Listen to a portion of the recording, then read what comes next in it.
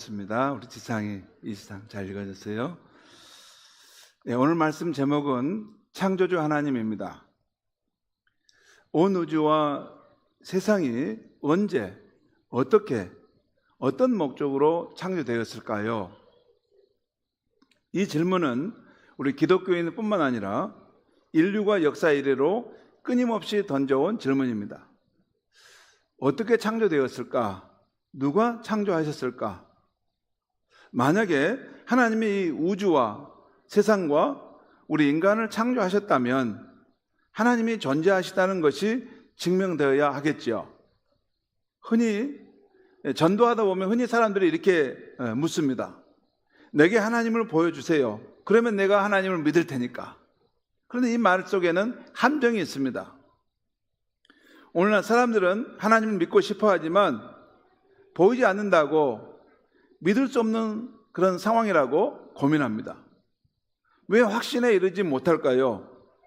우리가 사는 이 시대의 정신의 영향 때문입니다. 우리가 사는 이 현대의 정신의 특징은 아주 중요한 특징인데 우리 눈에 보이고 감각기관으로 경험되는 것만 존재한다는 확신을 갖고 있습니다. 이게 논리적 실증주의나 과학주의를 추구하는 철학사조가 근대 이후로 세상에 영향을 미치면서 그랬어요. 예를 들어 우리 눈앞에 보이는 이 강단, 그리고 여러분이 앉아있는 이 의자, 그리고 저 천장에서 빛을 비추는 이 전구들, 이런 것이 존재하는 것은 쉽게 믿습니다. 하지만 우리 눈에 보이지 않는 것은 쉽게 믿지 못하죠. 그런데 여러분, 눈에 보이지 않는 것은 정말로 존재하지 않는 것일까요? 사실 인간이 볼 수 있는 것은 아주 제한적입니다. 인간은 모든 물체를 볼 수 없어요. 너무 멀리 있는 것은 보지 못합니다.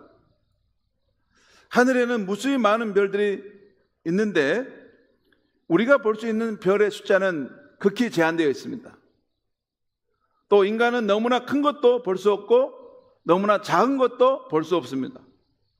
아무리 뛰어난 만원경과 현미경으로 봐도 볼 수 없는 것들이 있어요. 예를 들어 우주 전체의 모습은 볼 수가 없습니다. 인간은 우주 안의 일부분이기 때문에 우주 바깥에 나가서 우주 전체를 볼 수는 없는 것입니다. 또 인간은 물질의 최소 단위도 볼 수가 없습니다. 원자, 전자보다 더 작은 단위가 있을 수 있는데 볼 수가 없습니다. 그렇다고 그것들이 존재하지 않는다고 말하지는 않죠. 또한 우리 눈에 보이는 것이 그 물체의 참 모습일까요? 우리 주변을 둘러보면 우리 눈에 보이는 물체들이 움직이는 것을 봅니다. 그런데 이것들은 대개 우리 눈에 보이지 않는 것들에 의해서 움직여지고 있다는 것입니다. 예를 들어보면 이런 겁니다.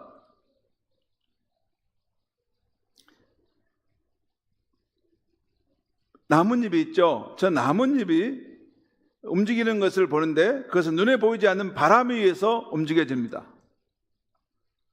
또한 저렇게 무성한 이 나무가 있는데 저것도 눈에 보이지 않는 생명이 있기 때문에 사는 거예요. 여러분, 저렇게 나무들이 무성한다고 할 때 이렇게 푸르름을 유지할 때 그 안에 생명이 있기 때문에 외부 환경과 그 나무가 가지가 서로 광합성의 교류를 하는 것입니다. 그래서 생명력 있게 무성하게 나무를 이루어가는 거죠. 세 번째는 핸드폰입니다. 이 핸드폰은 눈에 보이지 않는 전파에 의해서 움직이죠. 전파가 없으면 핸드폰은 무용지물입니다. 그 다음에 TV나 냉장고나 선풍기도 여러분 집에 정전이 되면 전기가 끊어지면 저게 움직입니까? 냉장고에 있는 것들이 다 상해버리죠. 아무리 좋은 TV고 아무리 좋은 냉장고에도 눈에 보이지 않는 전기가 들어와야 사용할 수 있습니다. 사람에게 아주 중요한 사랑과 자유와 평화도 눈에 보이지 않지만 우리 삶에 중대한 영향을 미치는 정신적 가치입니다. 이게 무형해 보이지 않지만 이 사회는 사랑, 자유, 정의, 자유를 달라 아니면 내 목숨을 걷어가라, 이것이 우리 인간의 모습입니다. 사실 우리 눈에 보이는 것은 빙산의 일부분에 불과하죠. 자, 빙산의 일부분이에요. 저 위에는 조금만 있다고 생각하는데 아니면 그 배후에 보이지 않는 그 어마어마하게 큰 실체가 있다는 것입니다. 이것이 우리 인생의 많은 부분에 눈에 보이고 있는 그 몇 가지 사실보다 그 배후에 있는 인간의 경우도 외부에 있는 행동보다 인간 내면 깊은 곳에 있는 마음과 영혼에서 일어난 일로 우리 인생이 희노애락을 경험하는 것입니다. 기독교에서 말하는 하나님은 왜 우리 눈에 보이지 않는 것일까요? 하나님을 보고 싶은데 우리 눈에 보이지 않아요. 왜 그렇죠?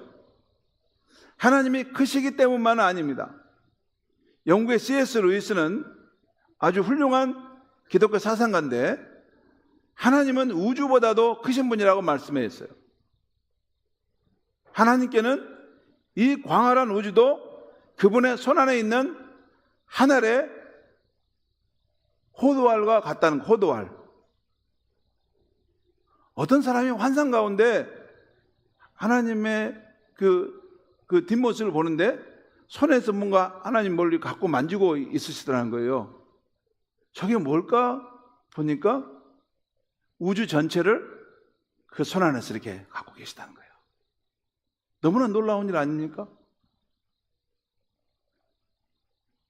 그런데 하나님이 크기 때문에 보이지 않는 것만은 아닙니다. 하나님이 우리 눈에 안 보이는 이유는 하나님은 보이는 물체가 아니라 보이지 않는 영이기 때문이에요. 바람, 숨결 같은 영이기 때문입니다. 인류가 아무리 훌륭한 만원경을 만든다 해도 우리 눈으로 직접 하나님을 볼 수는 없습니다. 그러나 하나님이 보이지 않는 영이시지만 그래도 하나님을 알 수 있는 면은 있습니다. 설명하면 이렇습니다. 창조주 하나님과 그가 지으신 세상과의 관계는 마치 화가가 그가 그린 그림과의 관계와 비슷하다고 할 수 있어요. 여러분, 여기에 방송실을 나 좀 도와주세요. 안 나오면 바로 좀 나오게 해주세요. 네. 여기 그림이 하나 나와 있어요. 그림이 이 그림은 우리 교회에 다니는 한 화가가 그린 그림인데요. 저 장면이 어디 같아요? 지리산의 산수유 마을입니다. 그렇죠? 저게 지금 새봄이 왔을 때 산수유가, 노란 산수유가 꽃피고 있는 상황에 저 파란 지붕이 있는 곳에 한 할머니가 걸어 올라오는 그런 장면을, 그림을 담은 거죠. 그런데 자, 우리가 이 그림을 볼 때 이 그림 속에서 화가를 직접 찾을 수 있을까요? 저 그림 속에 화가가 있어요? 없습니다. 왜 그렇죠? 화가는 이 그림의 일부가 아니라 이 그림으로부터 독립되어 있기 때문입니다. 그와 같이 창조주 하나님도 자신이 지으신 이 우주와 관계했을 때 독립되어 있으신 분이십니다. 물론 하나님께서 그의 성령으로 이 우주 안으로, 이 지구 안으로 들어오셔서 우리 가운데 임재하시고 만나시지만 하나님은 이 우주하고 독립된 존재로서 계시는 분이십니다. 자, 그런데 또 특이한 사실은 우리는 이 그림 속에서 화가의 성향과 생각을 보여주는 흔적들을 볼 수 있어요. 여러분 다시 한번 보겠습니다. 여기 보면 이 화가가 그린 이 그림을 보면 이 사람과 자연의 조화와 또 새봄이 오는 저 장면을 그리고 싶었다 한 거죠. 저기에 그림 속에 가만히 보고 있으면 이 화가의 성품과 그의 생각을 얼핏 볼 수 있습니다. 왜냐하면 그 그림 속에 화가의 흔적이 남아있기 때문이에요. 이와 같이 우리는 이 세계 속에서 직접 눈으로 하나님을 볼 수는 없습니다. 그러나 이 세계 속에는 하나님의 존재 흔적이 남아 있어요. 하나님이 존재하신다는 흔적이 있어요. 발자국이. 우리는 이것을 하나님의 현존이라고 부릅니다. 하나님이 현재 존재하시고 있다. 그곳에. 바로 여기에 있다. 그 뜻입니다. 이 세상 가운데 하나님이 현존이 있는 곳은 크게 세 가지입니다. 하나는 자연 속에, 그 자연의 질서 속에, 그 아름다움 속에 하나님이 계시고, 또 하나는 인간의 역사 속에 하나님이 계세요. 그렇기 때문에 이 인간의 역사가 자유와 정의가 있는 쪽으로 계속 발전해 오고 있는 것입니다. 세 번째는 인간 내면의 영혼 속에 하나님의 존재 흔적이 있는 것입니다. 그 가장 중요한 이유는 인간의 마음 속에는 유하는 것이 아닌 영혼을 사모하는 마음이 담겨져 있어요. 우리가 이 세상에 살면서 유한한 기쁨, 유한한 만족, 또 유한한 즐거움, 그것을 다 누려봐도 금방 권태로움을 느낍니다. 이것이 다일까? 이것이 전부란 말인가? 하는 그 하나님을 만나야만이 채워질 수 있는 그 공간이 있어요. 그게 바로 영혼을 사모하는 마음을 하나님이 우리 안에 주셨다라는 거예요. 그게 하나님의 존재의 흔적이 우리 인간의 내면 속에 있는 것입니다. 자, 이제 성경으로 들어가 볼까요? 우주와 인간의 시작을 말해주는 가장 권위 있는 책인 성경은 우주와 이 세상을 하나님이 창조하셨다고 선포합니다. 오늘 창세기 1장 말씀 한번 보겠습니다. 같이 한번 읽겠습니다. 시작. 태초에 하나님이 천지를 창조하시니라. 제가 한번 읽을 테니까 저를 따라 한번 해보겠습니다. 태초에 하나님이 천지를 창조하시니라. 여러분, 우리 성경에 그 두꺼운 성경의 첫 문을 딱 열었는데 가장 첫 마디가 태초에 하나님이 천지를 창조하시니라 이렇게 선포되어 있어요. 이게 기독교입니다. 여기서부터 모든 인류의 역사가, 우주의 역사가 시작된다는 거예요. 이 말의 뜻을 살펴보면 이렇습니다. 먼저 태초에라는 말은 언제 창조가 일어났는지를 알려주는데 하나님께서 우주와 세상을 창조하신 때가 태초라는 것입니다. 태초는 시간의 근원, 출발점이고 모든 것이 시작된 때를 말합니다. 그리고 하나님이라는 말은 누가 창조를 했는가를 알려주는데 모든 만물의 시작이 있게 하신 분은 하나님이시라는 것입니다. 태초에 모든 만물이 있게 하신 분이 하나님이시라는 건데 그렇다면 그 이전부터 하나님이 존재했다는 것을 알려주는 것입니다. 현대 물리학은 138억 년 전 빅뱅, 대폭발로 우주가 생겨났다고 하는데 그 전부터 하나님은 존재하셨고 만물의 시작이 있게 하신 분이라는 것이에요. 태초에 이 세상을 창조하셨다는 말은 그 전에도 하나님이 계셨기 때문에 그런 일들이 일어나고 있다는 거죠. 그리고 천지를이라는 말은 무엇을 창조했는가를 알려주는데 크게 두 가지입니다. 하나는 이 우주 만물이고 또 하나는 그 안에 있는 자연의 법칙입니다. 먼저 이 천지는 하늘과 땅과 그 가운데 있는 모든 것을 말합니다. 우리가 사는 이 지구뿐만 아니라 하늘의 태양과 달과 별을 포함하고 우주에 널려있는 은하의 별들과 그 별들이 퍼져 있는 광막한 무한한 공간을 말하는 거예요. 사진 한번 보겠습니다. 우리 아이들이 즐겁게 뛰어가는 모습 나오죠? 하나님이 사람을 지으셨다는 거예요. 특별히 어렸을 때의 모습은 너무나 사랑스럽고 귀엽죠. 자, 하나님 지으신 존재. 두 번째는 저건 하나님이 그 씨 맺는 채소와 우리가 먹을 양식으로서 저걸 주셨다라는 것이 또 성경에 나와 있어요. 또 그 다음 보겠습니다. 이것은 지리산의 가을 그 피아골의 그 아름다운 전경입니다. 이 숲속과 산도 하나님이 지으신 피조물입니다. 또 가겠습니다. 이것은 우리가 살고 있는 지구와 달입니다. 저 푸른 눈을 가진 지구. 이것도 하나님이 지으셨습니다. 자, 그 다음에는 우리가 살고 있는 이 태양계를 말합니다. 이 태양계를 보면 이것은 위키백과사전에서 가져온 사진인데요. 이 공간에 이 크기는 좀 다를지 모르지만, 아니, 이 거리는 다를지 모르지만, 거리는 좀 이게 축소된 면이 있지만, 크기는 이대로입니다. 그러니까 여기 끝에 있는 거 이것이 지금 태양이죠. 이 태양이 이렇게 어마어마하게 큰데 수성, 금성, 지구, 화성, 목성, 토성, 천왕성, 해왕성 이렇게 된다는 거죠. 여기 세 번째 수성, 금성, 저기 작은 것이 지구입니다. 지구. 자기 여러분 보이신가요? 안 보이죠?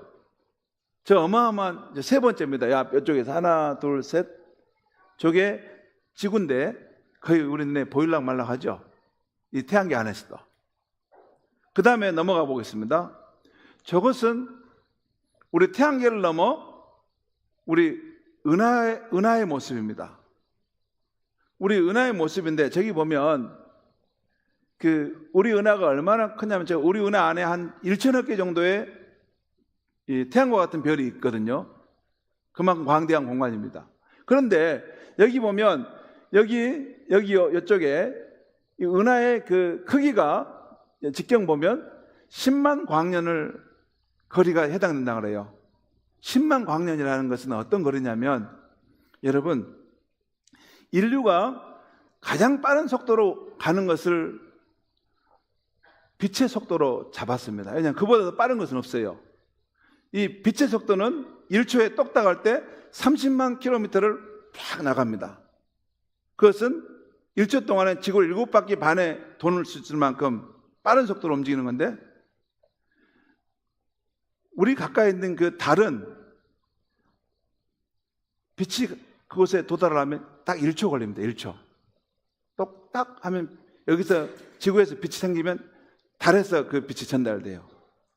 그리고 지구에서 태양까지 우리가 여기서 나온 빛이 전달하려면 8분이 걸립니다. 8분.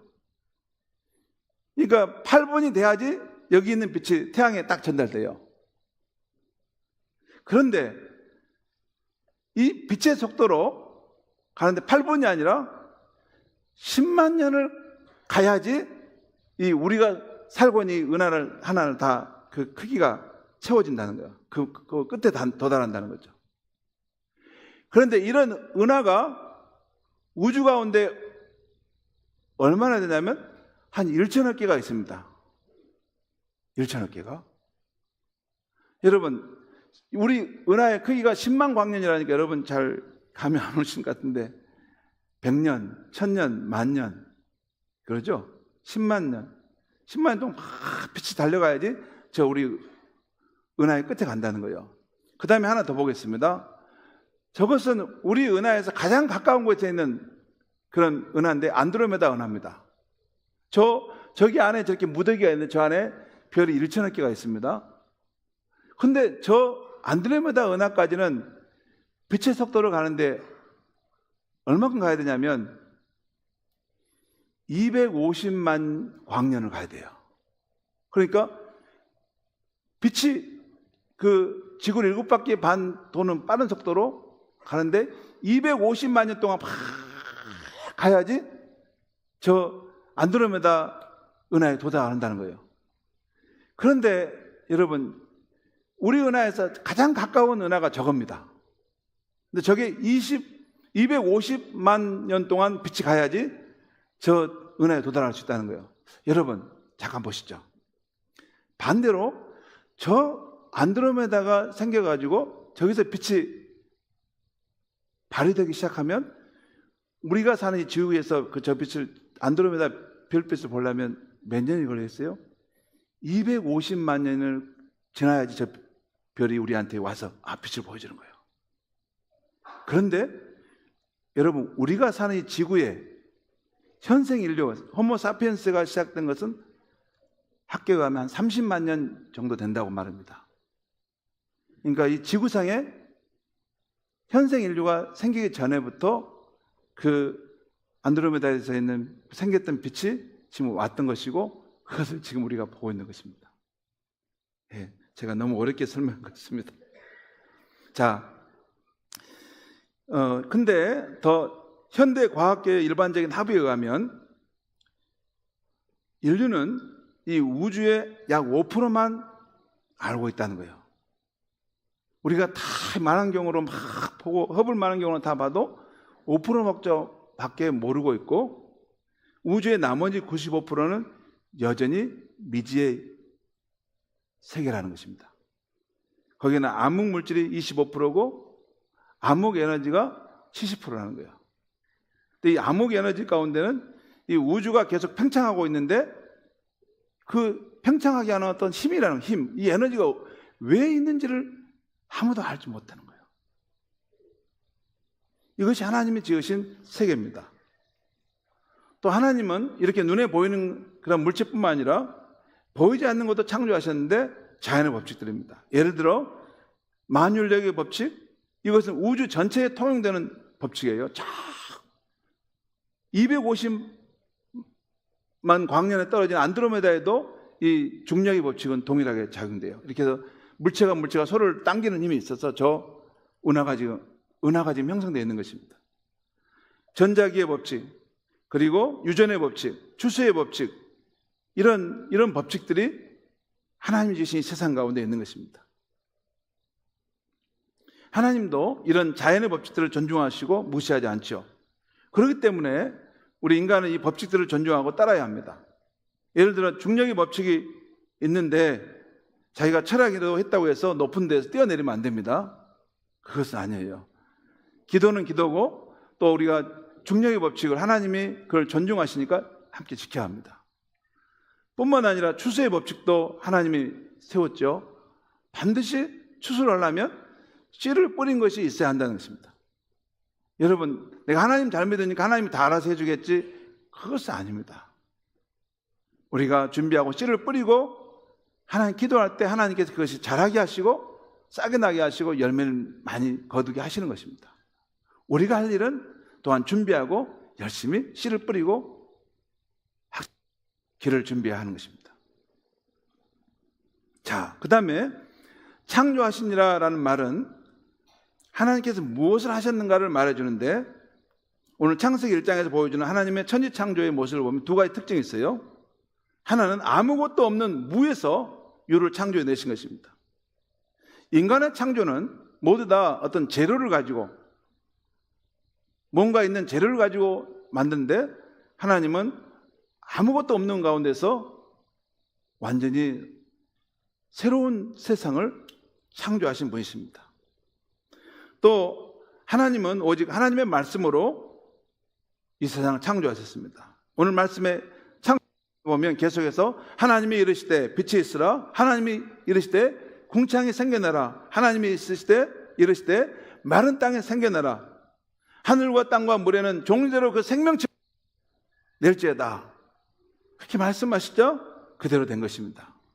여러분, 하나님의 말씀은 창조의 능력이 있는 말씀이기 때문에 하나님이 말씀하시면 그대로 되는 줄 믿습니다. 자, 이렇게 성경은 창세기 1장 1절에서 태초에 하나님이 천지를 창조하셨다라고 크게 선언한 후에 그 다음 2절부터는 하나님께서 어떻게 이 우주와 우리가 사는 이 지구를, 이 땅을 이제 창조하셨는가 하는 것을 보여주고 있어요. 한마디로 혼돈과 공허와 흑암 가운데 있는 세상을 하나님은 무질서 속에서 질서를 세우시고 텅 빈 곳에 무수한 생명체가 살도록 채우신 것입니다. 그리고 하나님은 자신의 형상을 따라 사람을 남자와 여자로 창조하시고 만물을 다스리는 권세를 주셨습니다.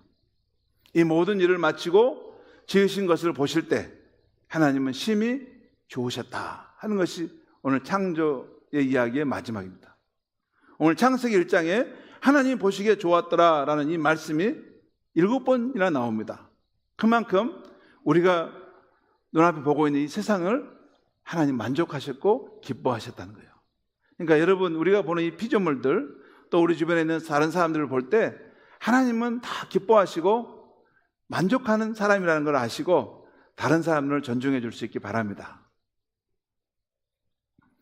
여러분, 우리는 누구나 한 번쯤은 나는 어디서 와서 어디로 가는가, 나는 왜 이 세상에 존재하는가 질문을 해봤을 거예요. 여러분은 어디서 와서 어디로 가고 있는 것입니까? 이 질문은 사춘기 방황하는 시절에만 한번 던져보는 질문이 아닙니다. 우리는 인생을 살면서 어려운 일을 당할 때 진지하게 묻게 되는 질문입니다. 그런데 사실 이 질문은 피조된 존재인 인간이 스스로 답을 찾을 수 있는 질문이 아닙니다. 왜냐하면 우리가 존재하지 않을 때, 인류가 존재하지 않을 때도 하나님 계셨는데 그때를 알 수는 없는 겁니다. 욥기에 보면 그 나오죠. 너가 이 태초에 이 세상을 창조했을 때를 너가 아느냐? 그때 내가 무엇을 했는지 너가 아느냐? 한번 알면 말해봐라. 피조물인 인간은 알 수 없는 것입니다. 그런데 이 가장 권위 있는 책인 성경은 창조주 하나님이 계시고 하나님에 의해서 우주와 인간의 삶이 분명하게 선포하고 있는 것입니다. 여러분 어떻게 하시겠습니까? 우주와 인간의 기원에 대해서 인류가 선택할 수 있는 것은 크게 두 가지입니다. 다른 길은 없어요. 딱 두 가지입니다. 하나는 모든 만물은 우연의 산물로 되어진 것이다. 우리의 삶에는 아무런 목적도 가치도 의미도 없는 것이다. 이것이 무신론을 갖는 태도입니다. 다른 하나는 성경이 증언한 대로 창조주 하나님이 계시고 그분이 사랑과 기쁨으로 이 세계와 인간을 창조하셨다는 하나님이 계시다는 것을 선택합니다. 이 둘 중에 그런데 인간이 어느 길을 선택하느냐에 따라서 그 사람의 운명은 너무나 달라져 버리는 거예요. 너무나 달라져요. 그 중간에 어정쩡하게 하나님이 계신지 안 계신지 나는 못 믿겠어. 그러면 그 소중한 세월이 아무 뜻 없이 다 흘러가 버립니다. 성경에는 사람이 하나님을 우리 존재의 근원이신 분으로 알고 그분을 섬기는 사람이 얼마나 복된 삶인가를 너무나도 많이 말하고 있어요. 시편 말씀에 이런 하나님 말씀이 있습니다. 인생은 그 날이 풀과 같으며 그 영화가 들의 꽃과 같도다. 그것은 바람이 지나가면 없어지나니 그 있던 자리도 다시 알지 못하거니와 여호와의 인자하심은 자기를 경외하는 자에게 영원부터 영원까지 이르며 그의 은은 자손의 자손에게 이를 것이다. 하나님의 사랑은 하나님을 경외하는 자에게 영원부터 영원까지 이른다는 것입니다. 여러분, 창조주 하나님을 믿으라는 것은 하나님을 믿을 만한 증거가 충분하지 않은데도 무조건 믿으라는 것이 아닙니다. 믿음은 그렇게 생겨나는 것이 아닙니다. 하나님의 말씀인 성경을 탐구하는 마음으로 읽고 이 세계 가운데 하나님의 흔적이 남아있는 자연 만물과 내가 살아온 삶의 사건들 그리고 나의 내면의 영혼을 깊이 성찰해 보면 믿을 만한 증거는 얼마 전에 있는 것입니다. 로마 7장은 분명히 말해요. 그 만물 속에 그의 영원하신 능력과 신성을 담아두었다. 그것을 우리가 마음을 열고 하나님을 찾으면 성경 속에서 하나님을 만날 수 있는 것입니다. 부디 우주와 세상 가운데 창조주 하나님이 계시고 그분이 나를 사랑하시고 기뻐하신다는 것을 굳게 믿고 살아가기를 바랍니다. 마지막으로 성경 스바냐 3장 17절 말씀을 우리 같이 한번 읽겠습니다. 시작. 너희 하나님 여호와가 너희 가운데 계시니 그는 구원을 베푸실 전능자이시라. 그가 너로 말미암아 기쁨을 이기지 못하며 너를 잠잠히 사랑하시며 너로 말미암아 즐거이 부르며 기뻐하시리라 하리라. 이것이 창조주 하나님이 직접 지으시고 만드신 저와 여러분을 향한 마음인 줄 믿습니다. 기도하겠습니다. 하나님 아버지, 오늘 이 아침에 온 세대 예배를 드리면서 이 우주와 세상 가운데 창조주 하나님이 계시고 하나님이 우리 한 사람 한 사람을 사랑하시고 기뻐하신다는 말씀을 듣게 하시니 감사합니다. 태초에 하나님이 천지를 창조하시니라. 하나님 의심과 또 방황과 또 불신의 마음을 떨쳐버리고 가장 권위 있는 하나님의 말씀인 이 말씀을 붙들고 창조주 하나님을 의지하여 이 어려운 세상이지만 믿음으로 승리하는 삶을 살아갈 수 있게 하여 주시옵소서. 영원하신 하나님, 땅까지 창조하신 하나님, 지혜가 무궁하신 하나님, 피곤하고 쓰러진 자에게 능력과 새 힘을 주시는 그 하나님, 창조주 하나님을 믿고 의지함으로 벌떡 일어나서 인생 살 때 큰 마음을 가지고 큰 꿈을 가지고 삶을 향해서 달려갈 수 있도록 도와주시옵소서. 예수님의 이름으로 기도하옵나이다. 아멘. 우리 다 함께 일어나셔서 찬송가 70